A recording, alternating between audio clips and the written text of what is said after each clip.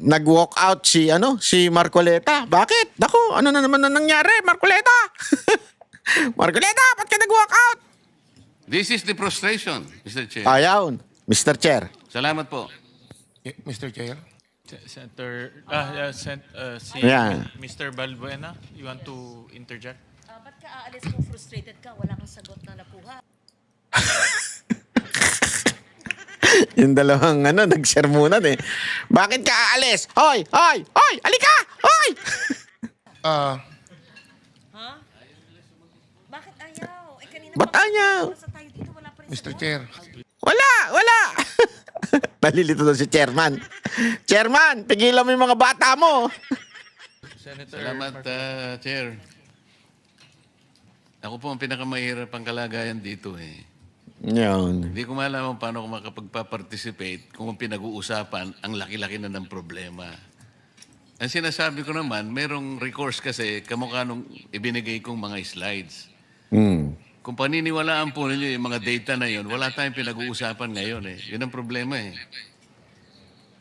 Ang isa pong irony, Mr. Chair, yung binanggit ng aking kumare, yung replacement cost. Okay? So, gusto kong balikan yun. I want to belabor that kasi yung pong nakaraang hearing natin last Tuesday, maliwanag po na sabi ninyo, DOE, meron tayong 46 days for diesel at that time. Tuesday po ito. Sa kerosene naman, meron tayong 53 days. Ang pinag-uusapan natin doon, after 15 days, mula nung sabihin ng Pangulo na meron tayong 50 to 60 days inventory, biglang pumalo sa 110 pesos per liter. Ngayon, sabi nyo kanina, meron kayong monitoring function under RA 8479. Pwede rin yung gamitin yung EO 839. Meron kayong pwedeng gawin na mag-issue ng SOCOS order. Ano po yung una nyong ginawa? Tinignan niyo ba kung anong basis ng 110? Iyon po yung gusto kong balikan eh. O bigla na lang kayong naniwala, hindi kayo nag-validate, dati po nilang inventaryo yun eh. Paano po magiging 110 from 55? So kung ginamit po ninyo yung tungkulin nyo under the law, like kayo nagmo-monitor, ini-screen ninyo lahat, did you ask them to present, for example, documents na to validate na kailangan 110 na per liter? Kinuha nyo ba yung mga dokumento sa kanila na bumili na ba on the replacement cost ang basis? Paano po nangyari yun? Inventaryo po ang pinag-uusapan natin. Wala pa naman eh. Ang problema kasi sa replacement cost kasi, Mr. Chair, kahit na wala pa yung ibibili nila sa susunod na kanilang pagbili, ay dapat nandun na yung cost na dinidictate nung Argus at saka nung MAPS. Yun ang problema eh. Ito pong replacement cost, Mr. Chair, konektado po doon sa sinasabi nating rackets and feathers irony. Ano po ibig sabihin nun?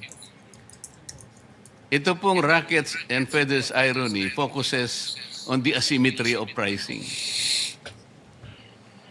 Where prices shoot like rockets when the global prices rise, but they fall like feathers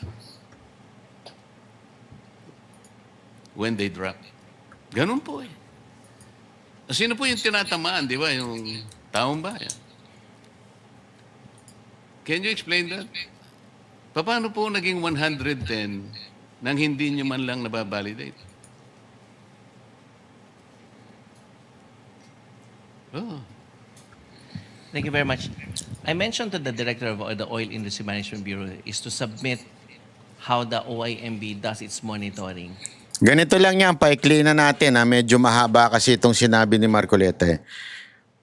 Meron pa tayong reserve. Meron pang reserve yung mga gas station na hindi pa naman agad-agad yung kinuha nila ay ang presyo mataas na. Pero pagdating sa pagtaas ng presyo, agad-agad.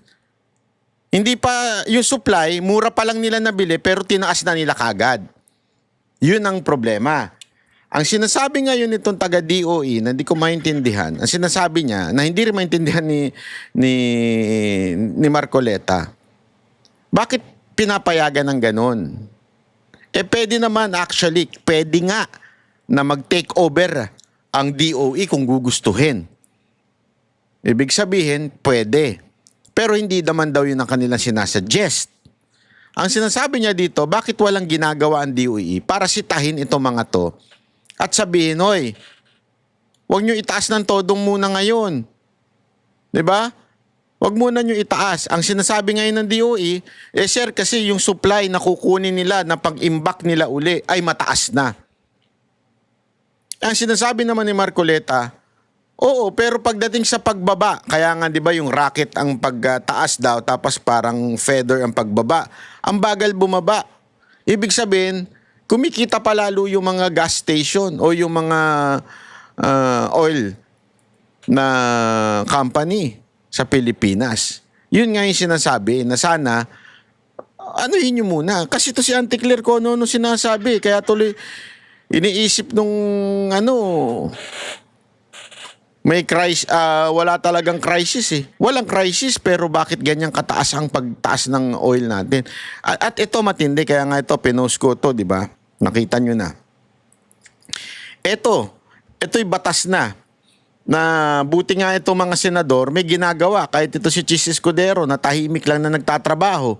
Sabi dito, isa nang ganap na batas ang Republic Act 12316. Ang panukala nagbibigay kapangyarihan sa Pangulo na pansamantalang suspindihin o ibaba ang excise tax sa produkto ng petrolyo kapag kinakailangan upang maprotektahan ng publiko. Batas na ho ito. Ang tanong, bakit hindi pa ginagawa ni Marcos? Alam ko na kung bakit. Alam ko na. Alam nyo kung bakit? Wala pa po tayo maaaring tawaging oil crisis sa bansa.